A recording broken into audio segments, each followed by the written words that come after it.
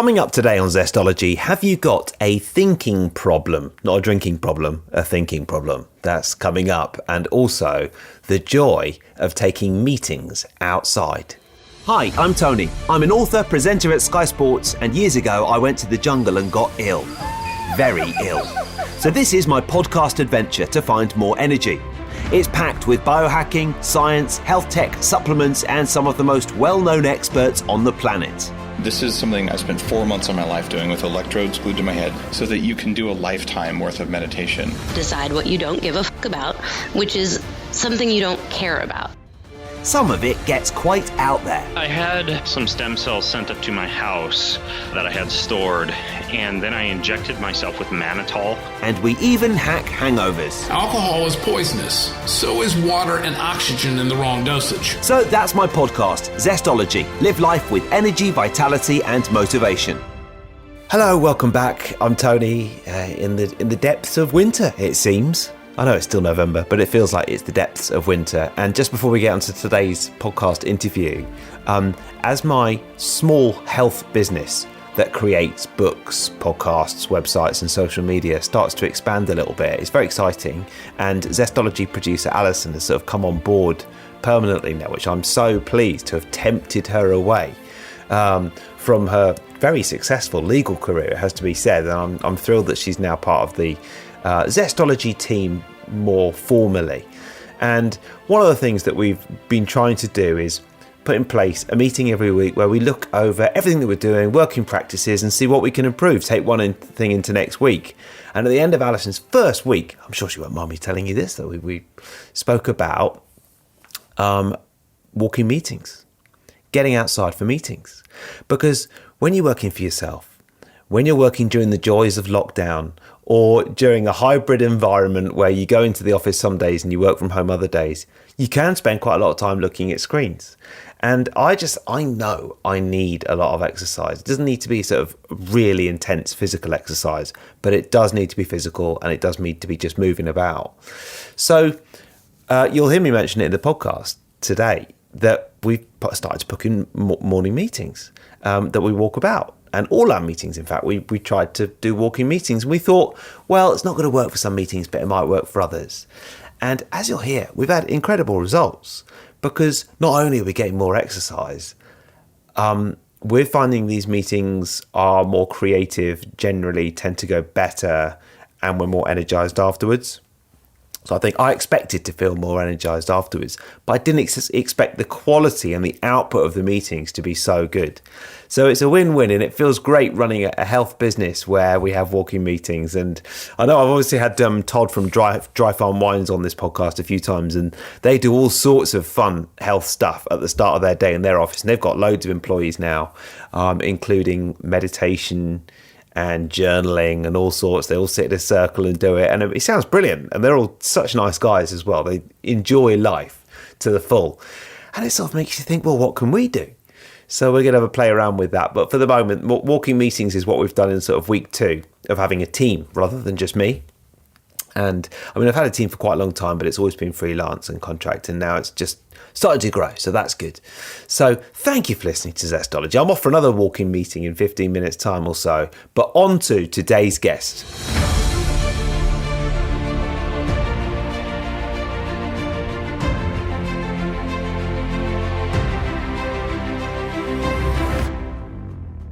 Dr. Robb Kelly is a trauma and addiction expert with a difference, as you will hear. He runs a hugely successful practice, as well as a podcast, all about recovering from our trauma and addictions. He's got a book on Amazon as well. He's all over the TV and radio in the States, and he's worked with some of the world's biggest stars in film, TV, and music, all on addiction. And today, he's here to share his wisdom with you. He's very straight talking, as you'll hear.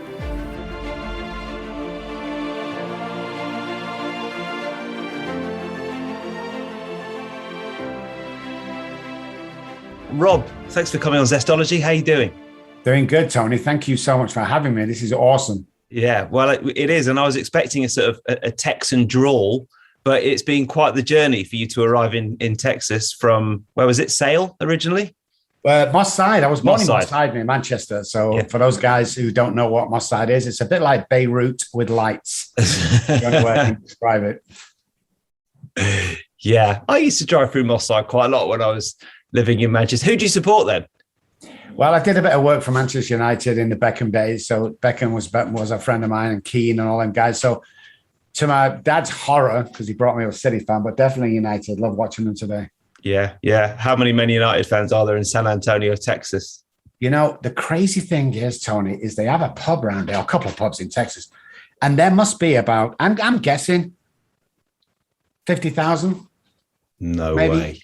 Because Wow. yeah, just all over the place. You know, it's just all these. It's crazy watching an American with a Manchester United top just talking pure American.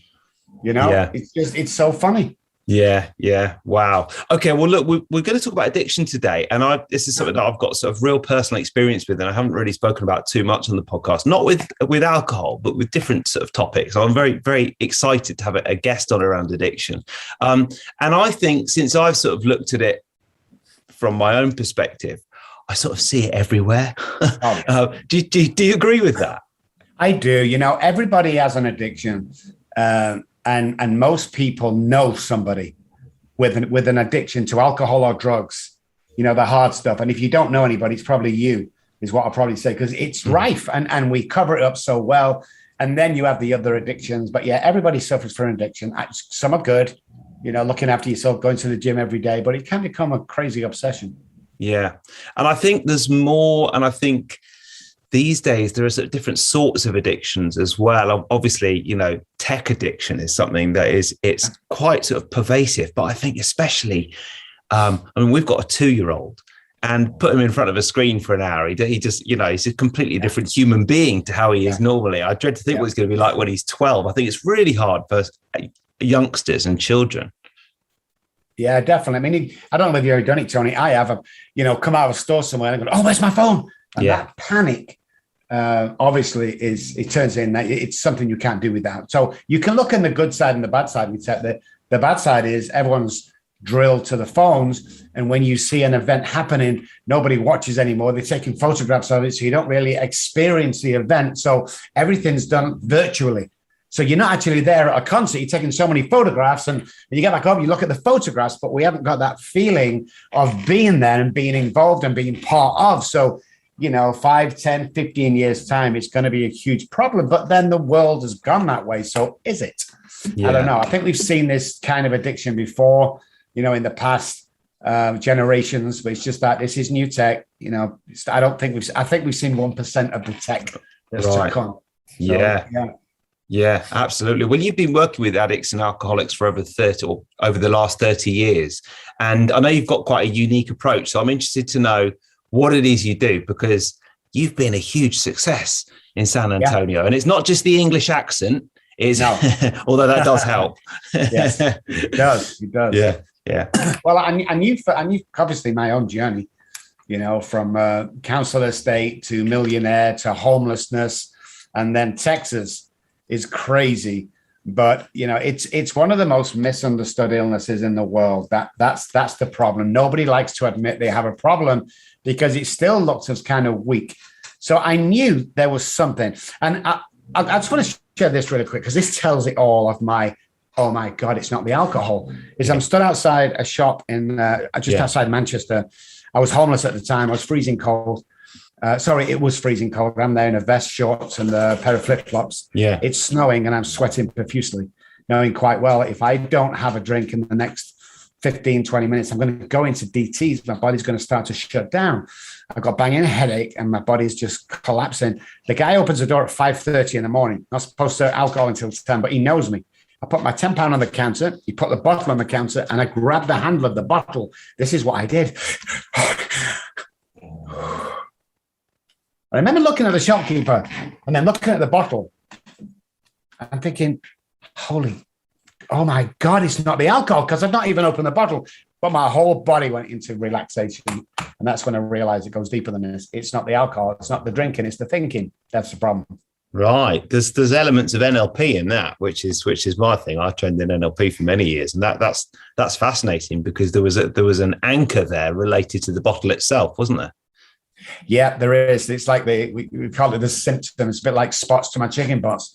People go, hey, Rob, I can see you got chicken pox. How do you know? I can see the spots. Well, actually, that's the symptom. What I actually have is a viral infection that can kill me as an adult. It's the same thing with alcohol or alcoholism, is we see the symbol, but that's not the problem. What I have is a mental obsession. And, oh, by the way, you can't drink yourself into becoming an alcoholic, guys. I want to put that out there.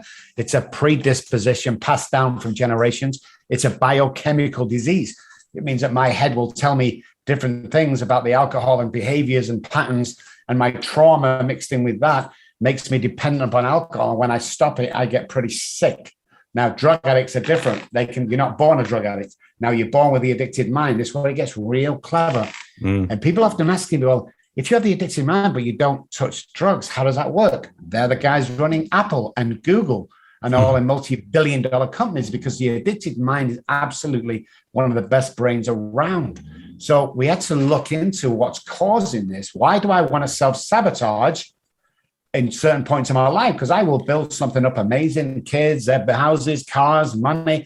Then I'll smack it down with a 6 months, away drinking myself to death. I'll come back and I'll try and pick the piece up. And this went on and on and on for me. So I knew somehow, somewhere, it lies in somatic experience, neuro-linguistic programming, psychology, and behavioral science. So I'm a double PhD. I have a PhD with psychology. I went back about 12 years ago for a PhD in behavioral science. And between the two, I came up with a program that really works. I mean, we're not talking a couple of hundred people here. So we're talking about 7,000 people over 30 years. And the normal success rate in treatment centers is 3 to 5%. It has been for 25 years.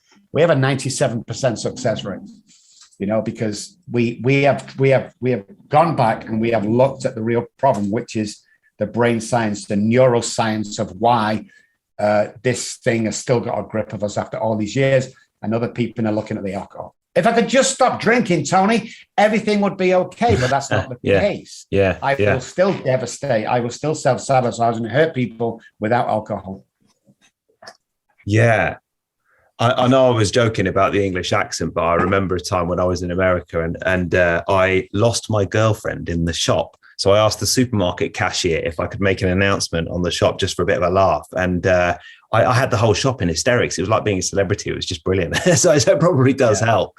But one of the things And one of the things I've enjoyed over many years is sort of studying these really successful people. And NLP is one good area to study because there's some very charismatic people who teach NLP. And I wondered, how much do you think is it the techniques and how much is it the personality? Because it's probably quite rare to find the double PhD at sort of straight talking and sort of very down to earth, blunt northerner like yourself who'll say it how you see it. I mean, that's probably part of the win for you, isn't it? It's part of the attraction, without a doubt, because we're supposed to be a doctor. You're supposed to speak all prim and proper.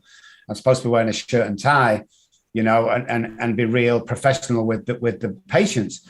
And I basically say, you can off out the office if you don't want to do what I do. And I don't take any shit on nobody because I'm in that position not to. And that kind of draws the people who suffer from an addiction into me because they know that they can go to treatment center after treatment center. They'll take the money all day long, but I won't. If you're not ready to get well, go somewhere else, go drink, go use, go watch porn. I don't care. It makes no difference to me. But if you want to get well, I'm your guy. So that no-nonsense approach absolutely went through America like crazy. And the accent, of course, always, somebody's got a comment. I want to go to Starbucks for a tea. Can I have an Earl Grey tea? Always somebody next to me goes, oh, my God, you're from England. Oh, my God, it's amazing. What do you do for a living? I'm an addiction. Oh, my God, my son. And it's just, I've never paid for tea yet in 15 years in Starbucks. It definitely does help, Tony. I'd be lying if I said it didn't. Yeah. So just thinking about, in this podcast, obviously there will be some people who know they've got addiction issues. There'll be some people who don't, or there'll be some people who know they've got sort of low level issues. Like, I know I check my phone last thing at night and first thing in the morning. It's not shaking to get a bottle of wine at 5 o'clock in the morning, but it's not really very helpful in terms of my life. What are some of the things that you might ask them to start doing straight away and within your approach and what you do with people? It depends what the addiction is. So let's say it's phones, for instance. Obviously, the simple one is don't touch your phone till 10 a.m. Because we've done our own surveys and research over the years with phones, and something like 87% of the population, when they get up, go straight into Facebook. Right. That's a problem. Yeah. Yeah. And the kids need feeding, the dogs need walking, and the wife might need a cup of tea, and vice versa. But we've got to check our Facebook first to make sure that we're liked on something. I posted something last night. Wonder how many likes it's got. That's the dangerous part, of course, because we're missing life. You've really got to watch outside any room in a busy area, and you see, all sorts of people walking down glued to the phone, not even looking where they're going. So we're kind of missing life. And that's very important psychologically for the effect on our body, because we're not living life. We're missing all the connection, the human connection that's needed on a daily basis to make sure I stay sane. So I always get people, Rob, but I've got 5,000 friends on Facebook. And my reaction always the time, and the answer is, you're plugged into the wall, buddy. That's all you are. And with a virtual life, you will have psychological problems. You'll have behavioral problems. You'll have no life skills. And life will take on a new terrible turn sooner or later, because you have to speak to somebody sooner or later. And so we would just monitor that phone use. And it's really good to do because it's really freeing. And what we find with something like that is, if the parents on a Saturday, for instance, put the phones away till 10, tell all the friends they're not answering it till 10, they start walking the dogs and they're playing in the yard with children. And that's what it's all about. There is a psychological connection between the brain, the human brain, and the outdoors. That's why most people, when you're doing meditation, take your shoes off, feel that ground. There's a connection there. Yeah. And we've lost it. We've absolutely lost it, because most people today go from the house to the car, to the car, to the office, from the office to the car, to the car, to the house. Yeah. Yeah. And we're doing this all the time. Yeah. It's a bit like when you go away on vacation and so, I've got to find out where the nearest gym is. What? You're taking valuable time away from your family because you psychologically think you need to train, because if you didn't, you'll lose that minuscule of a muscle that might not wait a week before he's trained again. It's crazy. Yeah. No, that's damaging as well.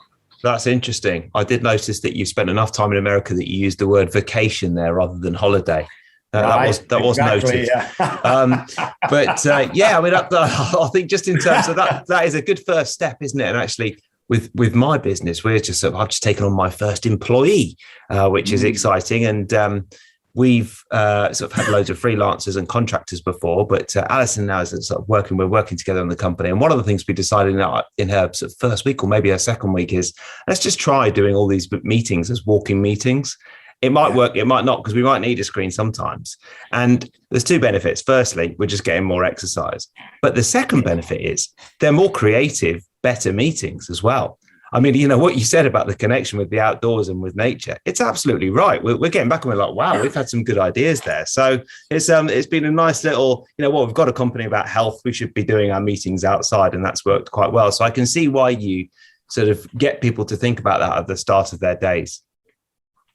Definitely. And it's very important. I think there's a new generation underneath the generation right now that's realizing that there are less people drinking alcohol between the ages of 12 and 20 right now. There are more people into yoga and fitness and watching what they eat, and, the diets are getting better. So I think we've done a full turn. It's going to take 10, 15, 20 years before it comes to full fruition, but it's definitely taken a turn, because people have seen through the 60s, 70s and 80s what a mess our parents made of raising us. They kind of dropped the ball now, whether that was the war, I don't know, or something was missing. And I think when we turn it around and, look at anybody listening to the podcast right now, if I was asked you to stop what you're doing and breathe,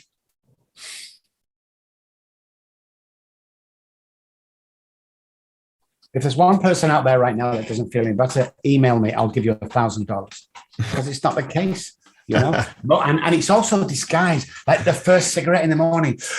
Oh, I feel better. It's not so much the nicotine. That's the air that you're trying to breathe in there outside. Anything that's paused and slowed down, you've often heard, smell the roses. It's so true. Yeah. You start noticing how green the grass is, and oh my God, I've got all them birds in the morning outside of my house. I've never noticed it. Of course you haven't, because you're checking how many likes you've got for the photograph you posted last night at midnight, because you can't get to bed because you get your face off the phone or the computer. And that's a big addiction. It sounds to me like a lot of what you do is that there's quite a sort of primal sort of biohacker focused perspective to it, getting back to nature, getting back to sort of one's essence. And some of that stuff I sometimes think it's the most important stuff. But I imagine if someone's like deeply addicted to something, let's say alcohol, and they come to you and you start talking about looking at Facebook, they're like, hang on, mate, we're not even talking about the alcohol here. Yeah. And that's the most part of it. We very rarely talk about, let's call it hardcore drugs and alcohol. Very rarely talk about that. We talk about psychologically, why are you self-sabotaging your life over a period of time? And I've got some news for people who don't know a lot about addiction. And even if you do, it's going to surprise you, because I get all the time, what's the gateway drug, Dr. Rob? Is it marijuana? I say, no, it's trauma. Everybody has trauma in the life, period. And alcoholics, I've never met an alcoholic who hasn't had trauma. But then you need to go back and define that trauma. As an alcoholic with the alcoholic brain, the addicted brain, trauma is rife because we hear things different. So let me give you, for instance, me and my brother Paul, for instance, are stood on the kitchen table and my mother walks in. We're not supposed to be on the kitchen table. And she says to my brother Paul, well, you get down off that table, you stupid idiot, get down. So my brother jumps down, but she said it to both of us. I'm up there frozen in fear because what I've heard, get out of that table, you stupid idiot. There's my trauma. So I carry that through life. And everything that happens as a child, we carry through. And if you're addicted to something heavily, then that will come to fruition during your teens. And women always say to me, I can't believe I chose this guy. He was nice at the beginning. Now he's drinking every night and he's beating me up. Yeah. What was your mom and dad's relationship like? Well, he used to beat mom up. I rest my case. Because what we see is how we feel. So if we think that's normal behavior in a household, then we'll go on to accept that behavior. And that's what happens with generation to generation. It's that minuscule of what you've seen as a child you think is okay. And you will not spot it as an adult, but you will be suffering from trauma that will affect the whole of your life and the way it turns out for the future. So even if you're not alcoholic or addict, not if you're addicted to something crazy, go and do some work on yourself. Go and find a great therapist that will take you through inner child work and trauma work, because it's so freeing and you become clear-minded. And there's a reason somebody mentioned, and it's not an AA thing, one day at a time, is because, can you imagine? I do live like this. I have no idea what I'm doing tomorrow. My assistant will give me my day tonight at 8 p.m. I don't want to know what's tomorrow. It's living in the day is something that you need to practice, everybody listening to this, because when you start slowing things down and that horrible pace that you have to work at, everything gets real clear. It's like living life in slow motion. You're always one step ahead of the guy next to you. It's crazy. Yeah. Interrupting normal programming for one moment to tell you that today's podcast partner is Magnesium Breakthrough, my favourite magnesium. And I do think that, of all the supplements that I take, magnesium is an absolute must-have. And if you like free stuff, you will like today's offer, because in fact it's not just today's offer, it's for the whole month. But Bioptimizers are doing a Black Friday deal that starts now and runs for the month of November. They're giving you a huge discount all month long and giving you over $200 worth in free gifts. Magnesium Breakthrough is the supplement that I use. It's easy for me to talk about it on this podcast because I use it. I use the discount code when I buy it as well. Occasionally send me a free bottle, but not always. And if I run out, I use the discount code and get it. And it is Zestology10. Okay, so go to magbreakthrough.com/Zestology. You get all 7 critical forms of magnesium. Pretty much every function in your body gets upgraded, from your brain to your pain and inflammation, less stress, and definitely sleep. And it's one of the things that I take just half an hour before I go to bed. And trust me, I've worked through a lot of different magnesiums, and this is the one I've ended up. And do you know what? I used to take a load of other ones as well. I used to use sprays and all sorts. Now I just use this. This is the best time to get the lowest prices. You get 10% off with Zestology 10, but you get over $200 in free gifts with select purchases. So this is the Black Friday element, okay? If you go to magbreakthrough.com/Zestology, you get the free gifts, which is great, from Bioptimizers. You should know that Bioptimizer supplements are all best in class. And if you feel differently, you can get a full refund up to 1 year after your purchase. No questions asked, which is pretty cool. So it's really a no risk sort of scenario. You head to magbreakthrough.com/zestology. You buy some Mag Breakthrough. You get 10% off, and then you get $200 worth of free gifts. And then you can get your money back if you don't like it. And if you don't like it, ask for your money back. I think you will, but let's just see. If you're in the UK, go to the UK Bioptimizers site and use the same code Zestology10. You might not get the free gifts in the UK. I'm not quite sure, but you will get the discount with the code Zestology10. And everyone else, magbreakthrough.com/Zestology. That's enough magnesium chat. Back to the show. On addiction, I mentioned NLP. I first trained in NLP 15, 16 years ago, and I trained to the highest level that you can train in, worked with some NLP practitioners, did all sorts of, dabbled in all sorts of different therapies and everything else. But I think that in terms of addiction, NLP on its own wasn't sort of strong enough, if you like, and like real hardcore expert psychotherapy was what helped me unravel it all. Definitely. Is that what you do with people? Yes. Well, it's funny because the two daughters I lost all them years ago. I've never seen my youngest, but my eldest got in contact with me about 4 years ago on Facebook. And I went down, we visited, I met my grandchild. And she says, Dad, I want to do what you do. And first of all, she called me Dad, which I'd not heard for years, which kind of made me cry. So we sent her back to school, same as you, highest level NLP. And she actually works in our Manchester office with the wives or partners of the alcoholics. So NLP, which I'm trained in as well, is okay to start getting information out of the patient from day one. But that alone will not suffice to get you to a place where the addiction is removed and your self-sabotaging neural pathways have turned so that the self-care neural pathways, and that's the knee-jerk reaction, and life takes on a new meaning. So yeah, very, very good, has its place, but that alone will not suffice. Yeah. You need other techniques and I do the latest technique now is brain spotting. It's a bit like EMDR, but it's using a different apparatus, and it's a direct link from the pupil to the subconscious brain, which I find fascinating because the trauma lies and the addiction lies in the subconscious brain. You ask any alcoholic or addict, did you know he's going to relapse this morning? I haven't got a clue because it's in the subconscious brain, but there are signs. So when the subconscious brain says, hey, I'm thinking of drinking or using or acting out, the central nervous system gets involved and your behavior changes. So an instance that if you relapse on a Monday, you've not relapsed on a Monday, a week before, look at your behavior. When I'm in the office, almost cursing at this girl because it's July and she's using that stupid red Christmas pen that her mum bought her on Christmas, that's my relapse.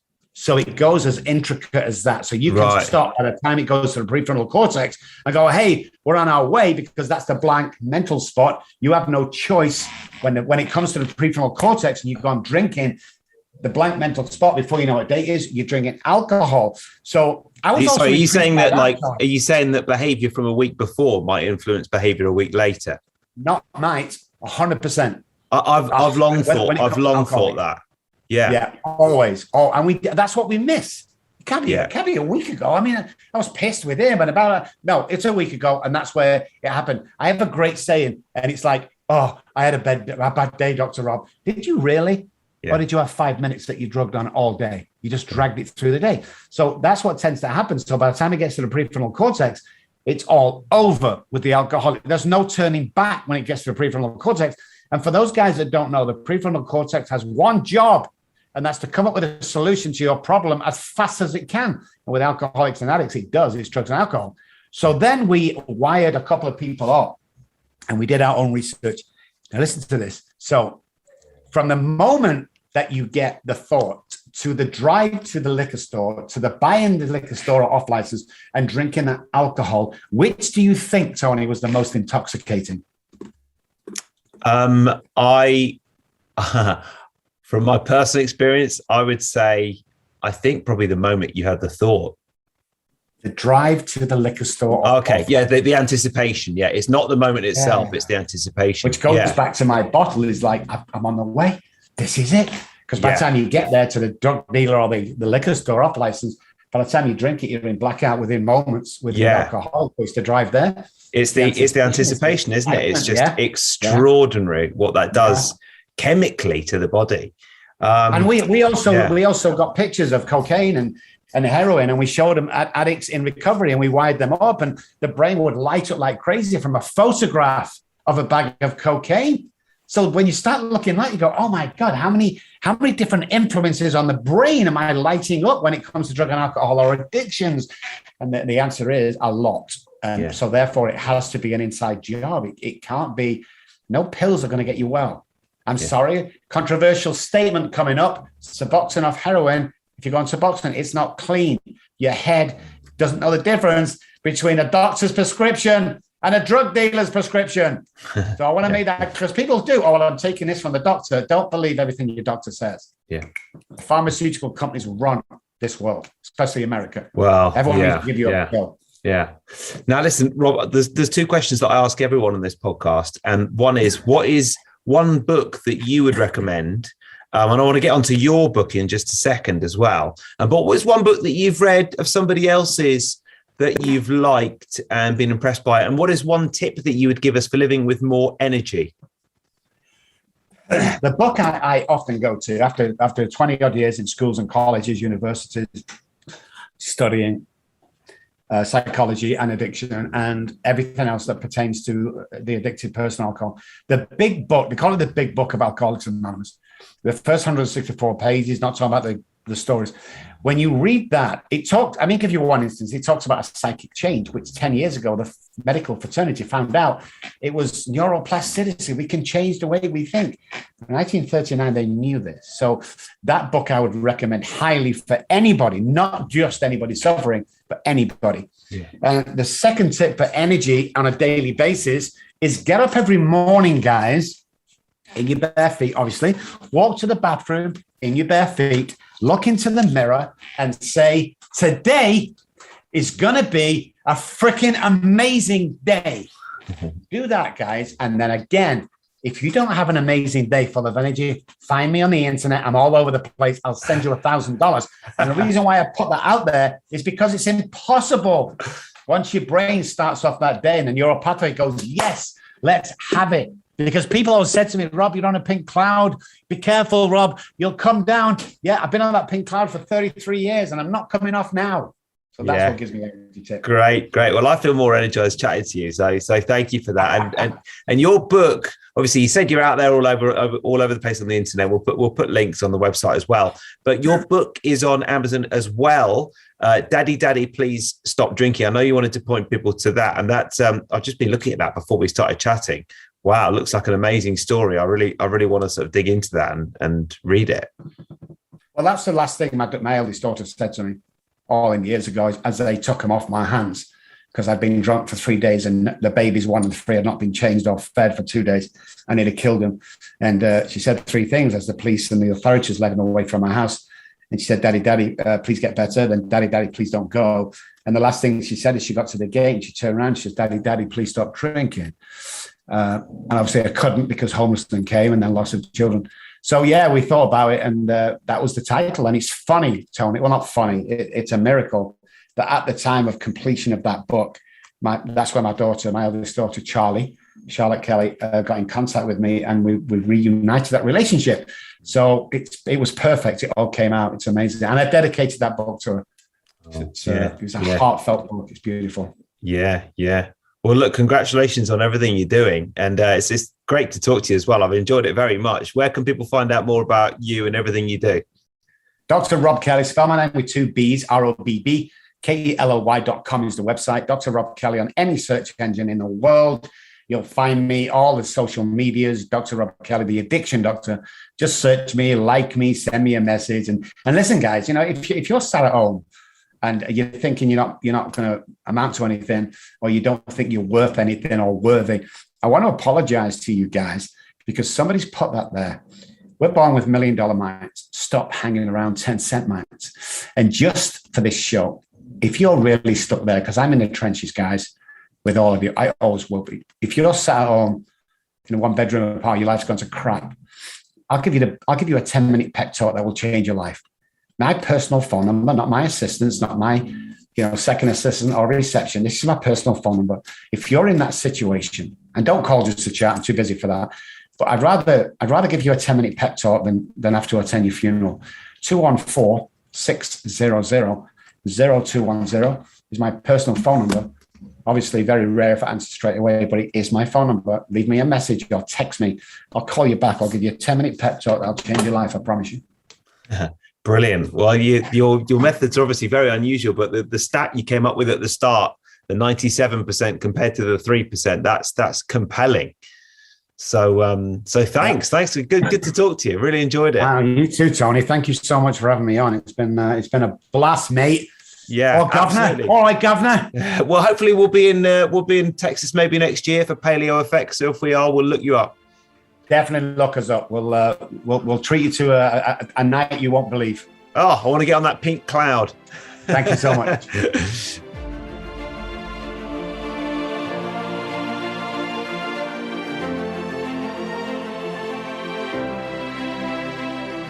That is it for today's podcast. Thank you for listening. Thank you, Dr. Robb, for coming on. And a quick reminder, today's podcast partners are Magnesium Breakthrough. We are building up to Black Friday and the Black Friday sale at Magnesium Breakthrough and Bioptimizers in general, actually. And they're sort of giving away free stuff. And I have now had it confirmed they're giving away free stuff in the US and the UK as well. Not only are they giving away a huge discount, they're giving away over $200 worth of free gifts. I've got my eye on the blue blocking glasses. It's the best sale of the entire year. And as Dr. Robb can probably tell us, Black Friday is absolutely enormous in the States, isn't it? It's getting quite big here in the UK as well. It's the only organic, full-spectrum magnesium supplement that includes 7 unique forms of magnesium for stress relief and better sleep, and it's all in one bottle. So it's full spectrum. You get all 7 critical forms of magnesium. All month you're getting 10% off using my unique code, which is Zestology10. But you're also getting $200 worth of free gifts. Oh, and they've got a sort of I think it's 100-day free trial. So if you don't like it, you can just get it back. You can say, all right, no questions asked. I didn't like it. I want my money back. I don't think you're going to want to do that, but they do offer that if you want it. So it's magbreakthrough.com/Zestology. If you want to go and get those free gifts, it's their biggest Black Friday deal ever. I've just clicked on it while I'm talking just to check it. And it doesn't last for too much longer. But if you want all the free stuff plus the 10% off, use the code Zestology10 and go to magbreakthrough.com/Black Friday. If you're in the UK, go to bioptimizers.co.uk, use the same discount code Zestology10. That is it from me. Have a good week. I'll see you next time.